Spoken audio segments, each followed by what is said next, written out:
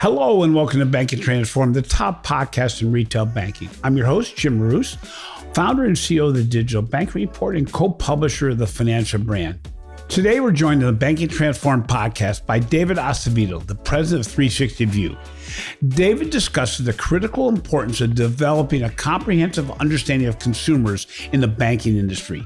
We delve into how 360-degree view of a customer can transform marketing, analytics, product development, and overall customer experiences and engagement. David discusses the challenges and benefits of implementing a holistic customer data strategy and provides practical advice for banks and credit unions looking to enhance their customer understanding.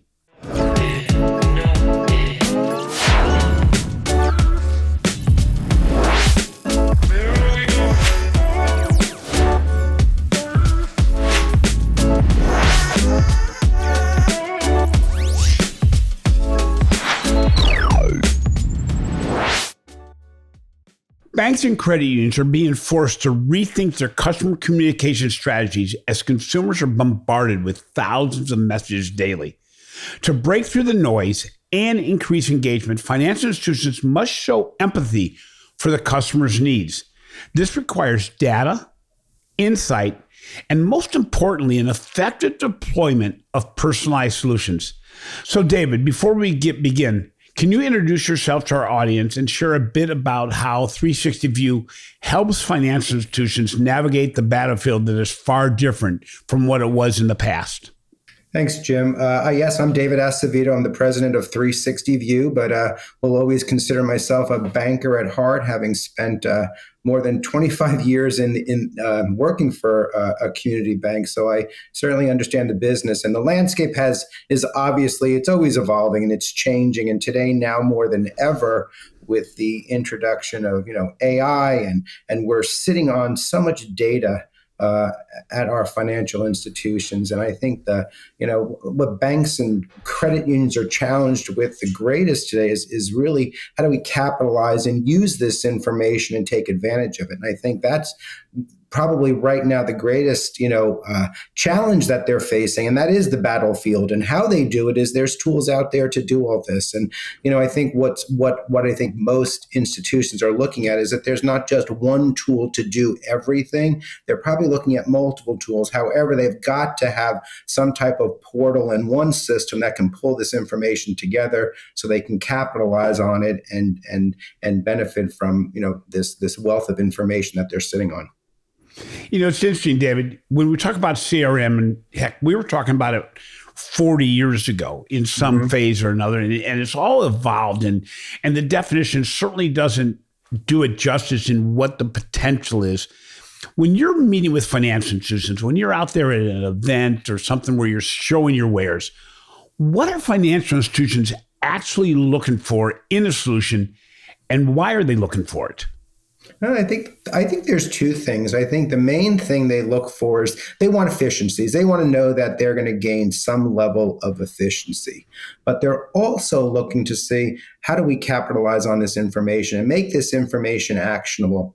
As being around in this industry for a long time, and as you said, CRM is not something new. And believe it or not, there are still quite a number of institutions that still haven't adapted and bought into the concept of CRM at this point, which to me boggles my mind because I don't know how you manage a service and sales organization without the right tools.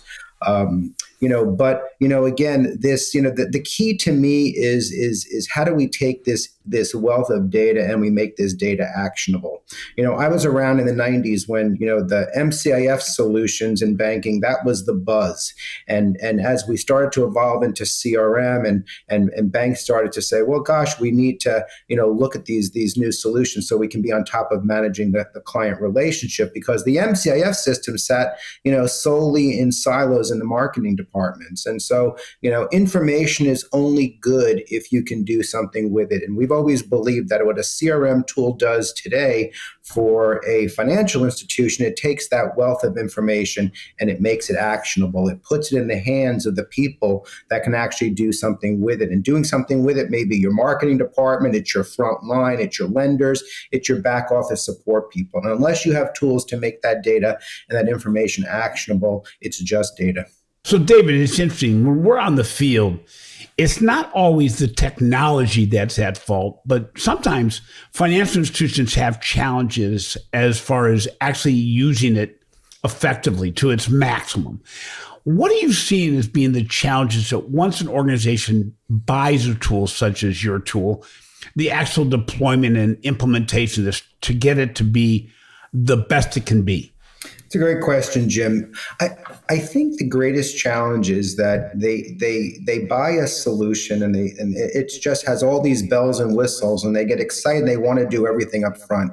And we recommend, and part of the consulting that we do when you work with 360 View is we want to implement an approach in the system in a phased-in approach. We don't want you, one day turning all of this functionality on. We want there to be a phased-in and show that, how do we automate some of the things they're doing today in a better fashion. So we will roll this out and recommend rolling it out maybe in a lending function or try a couple of, power users in the retail area so that there becomes some adoption. And so maybe there are some things we need to tweak, change before we do kind of a mass rollout. But regardless, we certainly want this to be done in a rolled out, in a phased in approach. And I would say the other thing is that to me, executive buy-in is probably the most critical.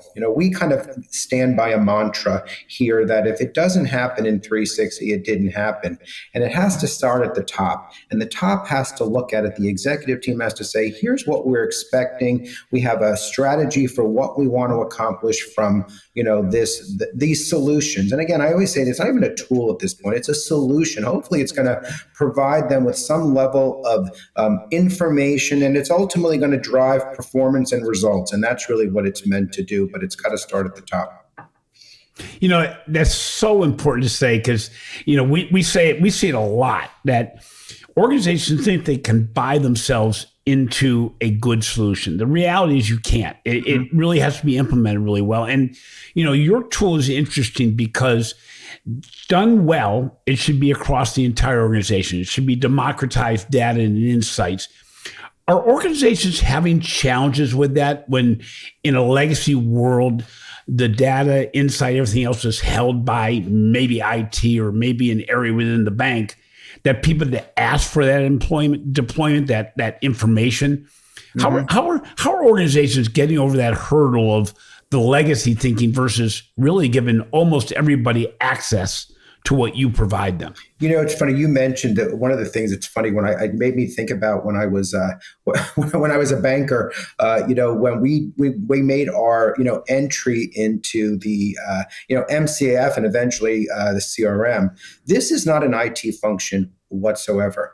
IT to me has a responsibility here to help with the data, but ownership of a solution really falls to the line managers, your head of retail, your head of commercial, your head of operations. That's who owns these solutions. And the minute you make a deployment of a CRM or any type of, not to say any type of tech, any technology that's going to be client facing and drive results or performance, that has to be owned by the people that or the areas that are going to see, or first of all, the areas that have the pain, number one, and the ones who are going to drive the performance of these solutions. So it's definitely not an IT function. IT, of course, is going to it should be the ones that's pulling together this information, and we've got to get this information, but it's got to be owned by those different line areas. So, I'm a marketer by trade and always looked at data as being the best access point to know more about my customer, but also to communicate better. But your solution actually goes deeper into the ways that it can be used for making your back office more effective, being able to develop and market new products, all these different uses that really can enhance your ability to know what's in your customer base.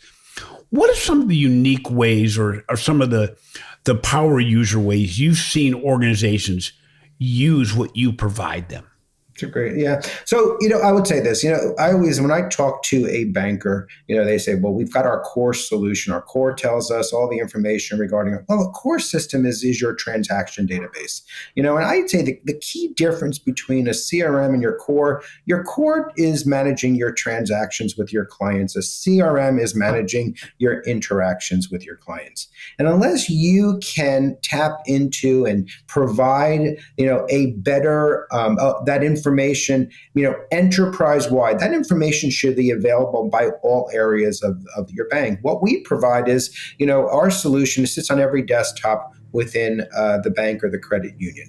And how these different areas are going to use the solution, it may be different. However, the commonality there is they all can see what's happening with this relationship. Yeah. We talk so much in our industry about customer experience. And, listen, we've all had bad customer experiences as well. So if you call, whether you're a credit card company or you call your bank and you've reported something, maybe an issue on your account, or you've asked for some product information, and there's no record of that information, and there's nobody that's able to tap into a follow-up or can say, well, gosh, we see you've spoken to somebody here in the past. To me, not being able to provide that level of efficiency and experience for the customer, to me is, that's the paramount. That's the power of having a solution. Then it puts you in the position as a banker to be able to make the better product recommendations, to follow up on product recommendations, to maybe check in with a client. Was that service request that you spoke to our call center about last week, has that been resolved to your satisfaction? So, to me right now, we talk about customer experience, but unless we have a tool that can help provide that data to the people, that to the front-facing, client interactions, then you don't have anything unless you have that. It's interesting because you mentioned customer experience, and we're seeing in the marketplace a lot more organizations talking about engagement because they've realized that if you don't have, as every organization, both in the banking and non-banking, realize that if you don't have that interaction in the digital space with the consumer, it doesn't matter how good your experience is because that's a given. That's what people say. Right. It's got to be a good experience, otherwise I'm gone. But it's the amount you can actually engage that's going to really determine the share of wallet now. What are you seeing that organizations are doing to build better engagement?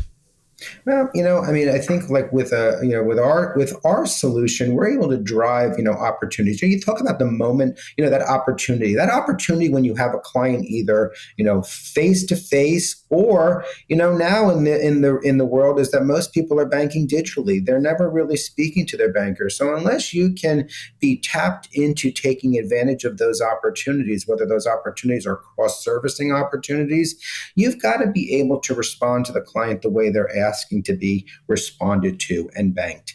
And so if it's digitally, how do we, best onboard them during the initial stages of that relationship? Do we know enough about them that we can then, provide the right recommendations and speak to them in the manner that they want to be spoken to, whether that is, via text or however through their apps. So, you've got to listen. We talking about personalized and personalized experiences. We've got to be bankers that bank to the client the way they choose to be banked. Yeah.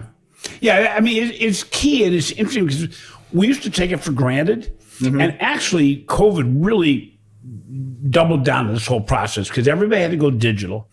We now know what digital can do when an organization, no matter what, if it's a bank or a restaurant or a grocery store or whatever, when they get to know us better. And we're expecting that now. And it's interesting because we're all playing catch up And, one thing that's interesting and one thing that I've seen in the last 4 or 5 years is that there are so many third-party solution providers out there that can enhance what your core system can do in a way that makes it so that the smallest institutions can keep pace with the largest institutions. I know for a fact that your organization really does a really good job at implementing on behalf of community organizations and mid-sized organizations to make them more powerful. How do you, probably a bad term, handhold organizations that are smaller to help enhance their capabilities to deploy your solution well? Well, listen, the core systems are probably not the easiest to integrate with. They've been the ones that kind of put up the walls and, they want to keep it. But a solution like 360 View, listen, we speak to all the core systems. We're pulling data in on a daily basis. So we're bringing information. They've got, information that's coming in from the core, but we're also flexible enough to bring in third-party information. I talk about a portal.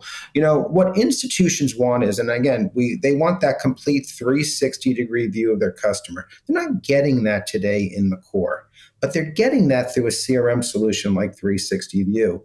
Not only is it the data that comes in, whether it's credit card or merchant or services, investment portfolios that they may have outside of the core, but also having a solution that can speak to other technology as well. I think where the evolution of CRM is going is we offer an API standard. We want to be able to provide a tool that will allow 360 View to play in the sandbox with other type of systems. Yeah. And I think that is the most critical piece. That's where we're headed here. People may come to their, CRM provider, they come to their core or any technology and say, we want you to do it all. Don't you have this in there? And don't you have that?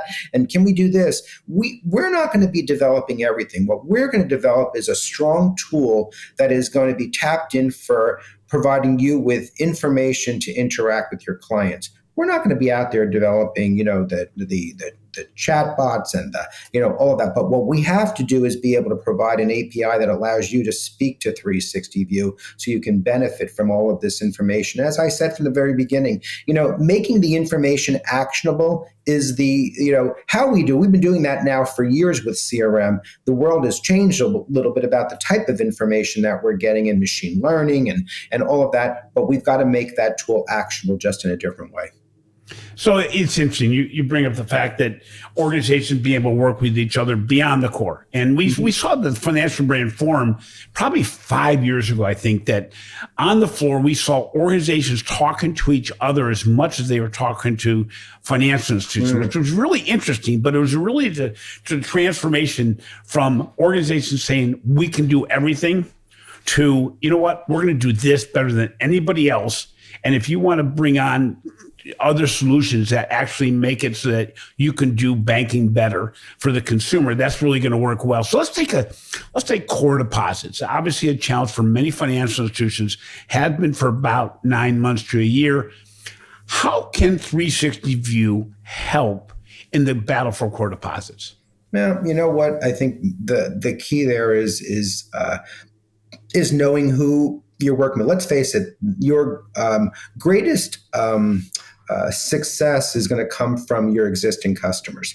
It's awfully hard to get a new customer. When you've got a new customer, how do we benefit? How do we cross-service that customer? How do we know what their true opportunity is? I mean, there is, I'll use an example. At 360, we not only, do we bring in that data that they have their depository relationship or their lending relationship, but we also marry that up with analytic information. We look at third-party data as well to see what that client clients' true opportunities? What are their investable assets? What are their opportunities for additional deposits?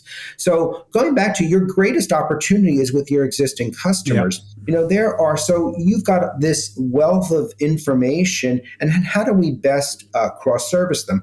I'll share with you also, we developed a new service at 360 about a year and a half ago. It's market segmentation. No two branches look alike, and they're different market areas. And how do we, really scale back, and how do we then dissect that opportunity for a branch that might be in a more urban market versus a branch that might be in a more rural market for additional deposits? There's opportunities there, but they may be, the need to market them is going to look a little bit different. So, you've just got to be able to analyze. I also strongly believe in, these reward programs. A system like our tool tells you, not only does it tell you what the clients have in terms of their depository relationship, but we can also analyze the profitability of those relationships. Because let's face it, having a lot of expensive deposits may not necessarily be your most profitable customers. But how do we marry that, that information? How do we use that to the advantage? So we can, provide our clients with information on their clients, so they can look for opportunities, not just from a growth standpoint, but let's face it, retention of those existing customers. I strongly believe in reward type programs as well. Why are we not rewarding our existing customers? I mean, we've spent so much money to get them into the bank. And there are, there are solutions out there as well that provide this type of reward information, where they may give them a bump on an interest rate, based on, performing certain transactions and having certain balances and other perks. So I certainly, have always been a proponent of reward type programs. You talk about rewards from a consumer standpoint, but you also have a way of really helping organizations understand their loyalty programs and incentive tracking internally. Can you explain a little bit about that? Oh, sure. Yeah. Listen, banking, I said I started developing incentive programs for bankers back in the 90s. And, I remember I was very fortunate. I worked for a president of a bank who was very marketing and sales driven. Banks back then, and let's say, and even today, there's a number that are not, sales driven. But if you want your employees to cross service the right products and services, or you want to be treated and looked as a service, let's forget about the word sales at this point, because sales, connotates that we're pushing product. But let's just say we're, trying to we're cross-servicing the right customers because we're doing something for the customer. Well, then you've got to have incentive programs. And not just, I'm not, one that just says, pay people on a widget basis. Let's have true key performance measurements, and let's incent people like a real sales organization. We've developed programs, and we've worked with clients. We've done them all, in terms of automating different incentive plans, whether those are, for lenders, portfolio-based, growth-based, production-based. But let's make them meaningful programs that tie people into the success of the organization. And I will say, listen, I have definite beliefs. It's funny, I've shared this with bankers over the years, because the minute you get, let's say, operations involved in an incentive program, we want to, incent them for selling, but we want to hit them over the head when they, didn't cross the T and they didn't dot the I. And I used to argue these points with my executive team. Keep operations out of incentive. You incent people for selling and for performing. Yeah. Listen, their reviews are for the operational and I understand the importance of the compliance, but if you want to grow your organization, start treating it like a true sales organization and incent people for doing so. It's interesting. So much goes on, and I go back a long way too. And I remember we used to have programs. You had gifts, you had booklet, big books of things you could do, and I still have some things in my house from those programs, but it's interesting because, as you said, we still end up in a situation that a teller doesn't get fired for not selling, right, but a teller does get fired if they don't balance their cash drawer at the end of the night. It's bizarre.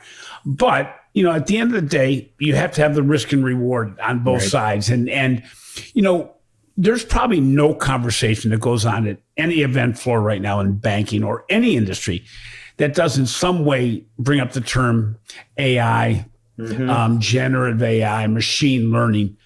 How do you see those technologies actually playing a role in deploying a 360 view of the consumer? It's a great question. I think bankers are struggling right now with this entire terminology of AI. It encompasses so much. I almost look at it like I break it down. I think where AI is going to go initially. I mean, if you talk to bankers, even at Financial Brand, bankers there were so many different sessions on AI, and bankers were still struggling. Well, what do we want it to do? We still don't know. What we know is, it's probably going to start out on the risk management side, and it's going to, handle some of the fraud prevention. I think there's going to be tools that are going to start to do some of that analysis. I think where it needs to get to, and this to me is where this is kind of the future, is the being able to provide a better customer experience, being able to provide the right products and services on demand. Right now sometimes I go back and I think about, we used to offer product of the month, and so many bankers today, it's mass product offerings, and we've got to be able to narrow down these recommendations based on, you're going to be using machine learning. You're going to be using, modeling to be able to better suggest and recommend the right products, at the right time for a client. I think that's where we're headed. If you look at the studies that are out there, the bankers definitely know they are going to need to do something. Where are they at with it right now? They're still trying to figure a lot of it out. I've come across a couple of bankers that said, our organization has a policy and we'll never do anything with, AI. Well, to me, that's, putting your head in the sand, because this is not going away. This is here. And unless we figure out ways to capitalize on it, then we're going to be left behind. We're in the process right now. We're organizing our annual user conference of our clients, and it's going to take place in a couple of weeks in Nashville. And and we know this is a big part of what we're going to be discussing with our clients. We want to hear from them what their thoughts are. What we do at 360 is, one of the things is, we have always been tapped into what our clients have to say, and we built our software based on what our clients' needs are. And so this is going to be a big topic, but we also recognize that we're not going to be able to develop it all in-house. What we have to be able to do is provide a solution that's going to be able to speak, to other systems. So whether it's, looking at modeling and looking at, providing listening software, or listening to what, clients are saying to better route them for recommendations on products or services, or identifying, issues and things like that. So we recognize it, but it's a big topic. And, and we, as I said, we're not, looking to write it all and develop it all, but we are looking, as I'll say it again, to play in the sandbox and make sure that we can provide a solution for our clients that keep them on top of what their customers want and need. I think it's key to understand also, if you're a smaller financial institution, you don't need to staff up for AI and generative AI. This is really where you can use your solution providers to build that experience for you to deploy. And it levels the playing field a little bit, because I think it's interesting, because you and your providers are going to have to provide that technology and that capability to make it so smaller institutions can really excel. And I'll tell you what, I say it often that, some of the most progressive, innovative, and exciting organizations are some of the smallest. Yeah. And it gets back to a discussion we had a little bit earlier, because of the leadership. The leadership has that forward view that I'm not going to get caught behind, and I'm going to do things. It's kind of like, I may fail, but I'm going to fail fast and move forward. And I think I would imagine from your perspective, some of the best clients to have is those smaller community banks and credit unions that really say, help me get there. I'm there with you. And sometimes I think even co-creating, which is kind of cool too. It is, So, yeah, go ahead. Jim, one of the things that, what we've always, we pride ourselves on. Listen, I mentioned my banking experience, but I'm not alone here at 360 View. Many of us here share a extensive background in financial services. And so one of the things that we're good at is we're good at listening. We're good at staying on top of what's out there. But we understand this industry and we understand this business and we understand how it's changing and how it's changed. And listen, we're in touch with our clients. This is not, we're a relationship software, but we're also a relationship company. Yep. And we're very tapped into what our clients want and need. And we're going to make sure that, we've got, top-notch, solution to help them meet their needs. So, David, looking ahead, how do you see the concept of a 360 customer view evolve in the next 3 to 5 years? I'll say this: 360, view to me is meant to give that banker, that credit union employee, a full picture of what this client looks like. And you know what? And our objective is to be able to make sure that we stay on top of what the industry is looking for, whether it's third-party information, third-party systems, AI, looking at best modeling approaches. We want to make sure that what our solution is going to do is to be a portal for this information so that a banker has the tools that they need to better market, to better segment, to better retain, to better service, and to better grow their solution, their organization. And that to me is the key. So are we as 360? Listen, we're constantly looking at new opportunities, and as I said, staying on top of what is out there right now. But we want to make sure that our solution is flexible enough to work with other systems. At the end of the day, that's what bankers they're going to want and they're going to demand. But it's still the same, basic concept of making data actionable. And the more that we can do to, be that portal of information, to make information actionable to the people that have to use it, whether that's, digitally, whether that's by person, that's what we're going to be focused on. So let's say an organization is right now stuck in neutral, and they are looking. They're making excuses internally why they can't move forward. Maybe it's compliance. Maybe the data's dirty. Maybe they're doing okay right now. What one piece of advice would you give to these financial services executives that know they have to do something but have been really stuck in neutral? Listen. Inaction is action. And what I would say is, I like that. I speak like, here, we use our own tool here. I say to bankers all the time, I don't know how you manage your business because I would not be able to manage my business without a tool. And listen, you're going to talk to bankers that are going to say, well, we know who our customers are. And we hear less and less of that actually these days. But, by not doing anything, I don't know how you afford to stay competitive by doing nothing, because what's going to happen is everybody is going to be doing something at some point.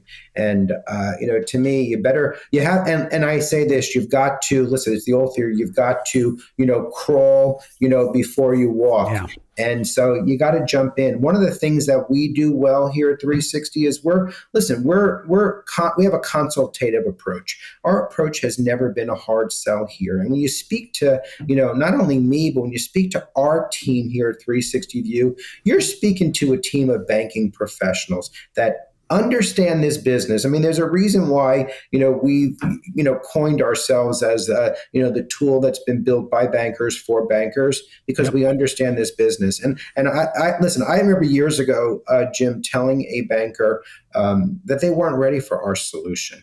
And I told them they weren't ready because I could hear in them, if I have to sell you on, I don't believe in selling you on why you need a tool. What I want to talk to you about is how I'm going to support what you're doing today and make it more efficient and help you grow your business. That to me is our ideal client.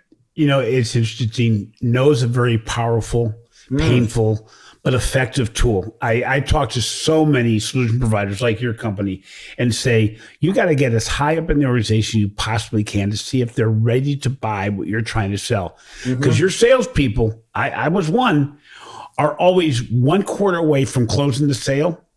But until you get to the very top to say, really? Yeah. Because we get fooled. The people we're talking to will get fooled unless you get to the very top and say, are you really ready? And sometimes the question has to be, what is the most recent technology tool that you've implemented to find out, okay, can they figure out what it was?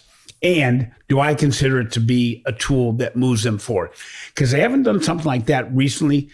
I don't necessarily want to be the trailblazer that's on the front of that unless you've got new management team, because you can talk yourself, as you said, talk yourself blue in the face till you find out, you know what, they want it. They know they want it. They know they need it, but they're not ready. And that's a tough one. So finally, you recently received an award as being the banker's choice for CRM system. There's a lot of competitors out there, as you know a whole lot better than I do. What sets 360 View apart? You know what? Listen, this is 23 years of experience building a tool. And I say a tool, a solution for bankers. And that is really it. You put our team in a room with executives. We're not product dumping on people. We're not talking about what we do is we listen. And I will say that has been the key to our approach, is listening to what bankers need. We provide solutions. So I'll put any one of our team in a room with an executive team and talk to us about your pain points and what you're doing today and what you're not getting today from your existing tool. That's what we're good at. We understand this business. We've been doing it for a long time. And I'll tell you, there's a lot of large, CRM solutions that are out there, and they're offering their solution in every industry. We have made a conscious choice at 360 View to be very focused on the financial services industry. You only will find us in a bank, or you'll only find us in a credit union. Our verticals are not expanding out of there. It allows us the opportunity to know and continue to learn with our bankers what's evolving in this industry. Yep. And for me, that has been, I think, the key to our success here as a company, that we understand this business, and we can support and the bankers in their endeavors as well. David, thank you very much for being on the show today. Thank you to your organization also, because I know many people that work there. I've got to know them very well over the years at the Financial Brand Forum, but I really appreciate how you're trying to make bankers and banking better, because I think it's a key element that says, you know what, we're in it to make it so organizations can do what they in the past thought was impossible. You really have a sweet spot of potential clients and clients that really benefit greatly from having the tools and the solutions available that you provide. So I very much appreciate you being on the show. Thank you, Jim. Thanks for the opportunity. It was a great conversation. Enjoyed it. Thanks for listening to Banking Transformed, the winner of 3 international awards for podcast excellence. If you enjoyed today's interview, please take some time to give our show a 5-star rating. Also, be sure to catch my recent articles on the financial brand and check out the research we're doing for the Digital Banking Report.